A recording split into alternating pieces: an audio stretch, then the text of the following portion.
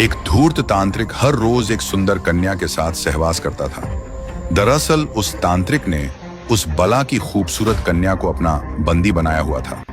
उस धूर्त तांत्रिक के पास जल के 2 कलश थे जिनमें जादुई जल था।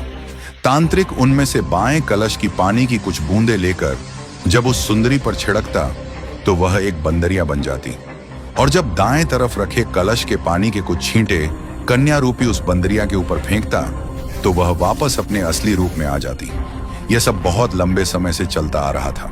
साधु जब दिन में बाहर जाता तो उस सुंदरी को बंदरिया बना देता, और जब रात में वापस अपनी कुटिया में लौटता तो फिर से उसे सुंदर कन्या बना देता और उसके साथ खेलता।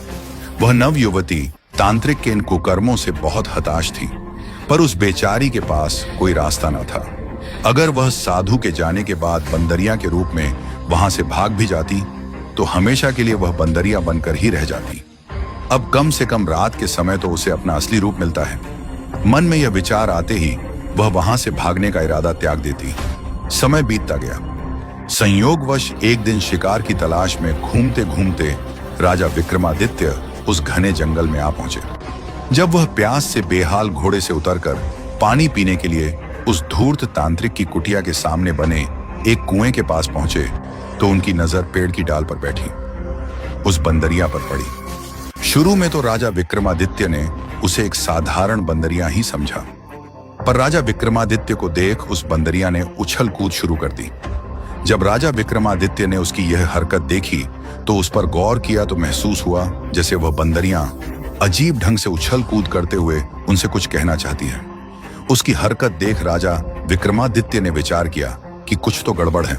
उन्होंने सारा रहस्य जानने के लिए एक रात वहीं रुकने का निश्चय किया और थोड़ी दूरी पर एकांत सी जगह देखकर घने सारे वृक्षों में अपने घोड़े को छुपा दिया और खुद भी पेड़ की आड़ में छिपकर बैठ गए और दम साधे अपनी नजर उस कुटिया पर गड़ा ली।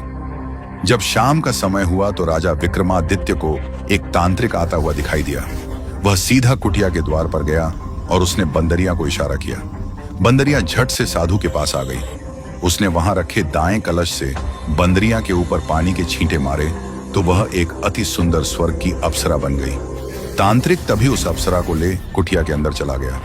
सारा माजरा देख राजा विक्रमादित्य की आंखें फटी की फटी रह गईं। उन्हें घोर आश्चर्य हो रहा था। उनको उस नजारे पर बिल्कुल भी यकीन नहीं हो रहा था जो उन्होंने अभी चंद क्षणों पहले देखा था।